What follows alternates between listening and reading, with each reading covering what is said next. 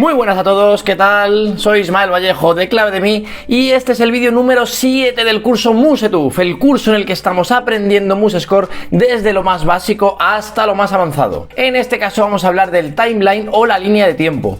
Es cierto que puede haber incluido esta parte incluso en el vídeo anterior, en la parte de navegación de partitura, pero he preferido hacer un vídeo independiente, aunque es verdad que va a quedar muy cortito, para que todos aquellos que directamente quieran ver qué es el timeline puedan acceder sin tener que ver toda la parte anterior. Comentaros que el timeline es una herramienta más que nos proporciona MuseScore para poder movernos o navegar a través de la partitura. Tengo que decir que yo personalmente no lo utilizo, pero dado que en este curso, como ya dije, vamos a cubrir todas las herramientas y funcionalidades que nos da MuseScore, pues lo incluyo igualmente para que lo conozcáis y ya vosotros decidáis si lo utilizáis o no. Así que, como ya digo, va a quedar un vídeo muy cortito, pero rápidamente vamos a ver en qué consiste este timeline o línea de tiempo. Vamos al ordenador.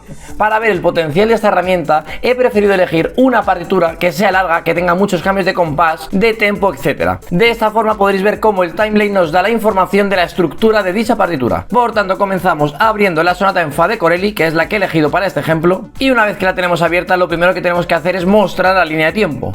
Para ello podemos hacerlo de dos formas: desde ver línea de tiempo o mediante el atajo de teclado F12, que nos permite ocultarlo y mostrarlo. Como podéis ver, voy a alejar un poco para que veáis el tamaño de la partitura. Es una obra bastante extensa, por lo que la línea de tiempo nos viene bien para estructurar en nuestra cabeza las diferentes partes de la obra. Pero antes voy a explicaros brevemente la estructura del timeline. Podemos decir que está dividido en 4 partes. En la parte superior izquierda, que iría desde aquí, desde la etiqueta tempo hasta compases, vemos diferentes etiquetas que nos sirven como referencia para los diferentes puntos en los que el timeline nos marcará algo. Bien cambios de tempo, cambios de compás, diferentes guías de ensayo, cambios en la armadura, etc. En la parte superior derecha nos vienen indicados los valores de dichas etiquetas. Por poner un ejemplo, para la etiqueta tempo, es decir, para los cambios de tempo que tenga la partitura, nos indica que vamos a empezar con una etiqueta grave y que en algún punto vamos a pasar a un tempo alegro. Ahora veremos todo esto con más detalle. Por otra parte, en la parte inferior izquierda vemos las diferentes etiquetas de los diferentes instrumentos que tenemos en la partitura. Como no se ve muy bien con la rueda del ratón, podríamos bajar y subir para ver los diferentes instrumentos,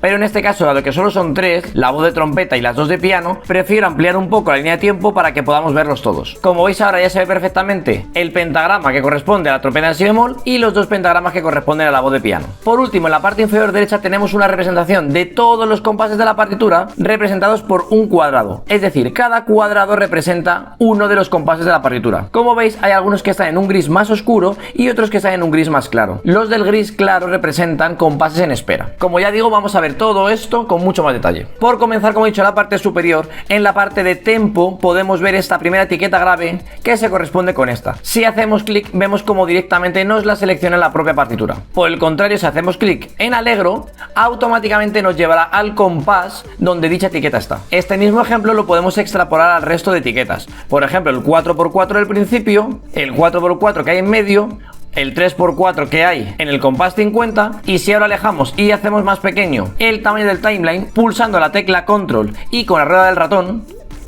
vemos como realmente la partitura es mucho más amplia de lo que parecía. Por poner otros ejemplos, vemos como también tenemos el símbolo de un bemol al comienzo de la partitura. No os fiéis de este sostenido, como sabéis realmente el que está afinado en do es el piano, mientras que la trompeta está en si bemol, de ahí este sostenido. Y al igual que esto tenemos las diferentes barras de compás especiales, que no son las típicas, que vienen marcadas también en la línea de tiempo. Por otra parte, y por poner un ejemplo más de guía de ensayo o de saltos y marcadores, vamos a incluir, por ejemplo, en el primer compás una línea de ensayo que lo marcamos de esta forma. Vemos como automáticamente ya nos aparece ahí la A, y podríamos, por ejemplo, de forma inventada, en cualquier compás poner una B.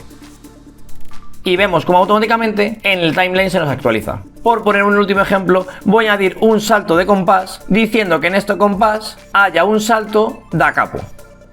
Vemos como automáticamente se nos ha puesto el símbolo de da capo y se nos ha actualizado también en la línea de tiempo indicándonos que ahí va un da capo. Por último, en la parte inferior, como veíamos, los cuadraditos de gris claro son silencios. Como veis aquí, vemos un montón de compases de silencio que corresponden a los cuadrados blancos, mientras que si me voy al primer cuadrado oscuro, vemos como ya hay notas. Por otra parte, como estáis viendo, puedo hacer clic en cualquier cuadrado del timeline y automáticamente me lleva al compás representado por dicho cuadrado. Por lo que, como podéis ver, al final el timeline no es más que la representación de la partitura en una línea de tiempo representada por las etiquetas más generales de la partitura, mientras que la parte de abajo no es más que una representación de los compases formada por cuadrados. Por cierto, tampoco lo he dicho, pero es posible configurar el orden de las etiquetas mediante las flechitas que aparecen arriba y abajo. Por ejemplo, podría bajar el tempo hacia abajo o volver a dejarlo como estaba. Otra cosa que tampoco he comentado, y aunque realmente no le veo mucho uso, es a la posibilidad de seleccionar compases desde la propia línea de tiempo. Pulsando la tecla Shift o Mayús y haciendo un recuadro alrededor de los diferentes cuadraditos, podemos ver cómo se seleccionan dichos compases.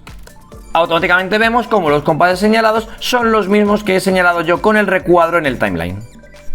Y hasta aquí el vídeo de hoy. Como he dicho, es un vídeo muy cortito, ya que realmente el timeline no requiere de una gran explicación. Al final es una pequeña herramienta que nos proporciona MuseScore. A algunos os parecerá muy útil y otros, como en mi caso, pues prácticamente no lo usarán para nada. Pero igualmente, de una forma o de otra, si queréis convertiros en expertos de MuseScore, debéis conocer todas las herramientas que nos proporciona. Desde las que uséis continuamente en vuestro día a día hasta las que sepamos que están ahí y aunque en un principio no vamos a utilizar, nunca sabemos cuándo en un futuro nos pueden ser útiles. Así que nada, me despido por hoy. Simplemente y como siempre, animarte a suscribirte si no lo estás, a activar la campanita para que no te pierdas ninguno de los vídeos que voy sacando prácticamente 2 veces a la semana. Y ya si te apetece dejar un like o algún comentario con alguna duda que tengas, ya sabes que es sin problema. Intentaré responderte en cuanto pueda. Nos vemos en el siguiente vídeo y hasta pronto.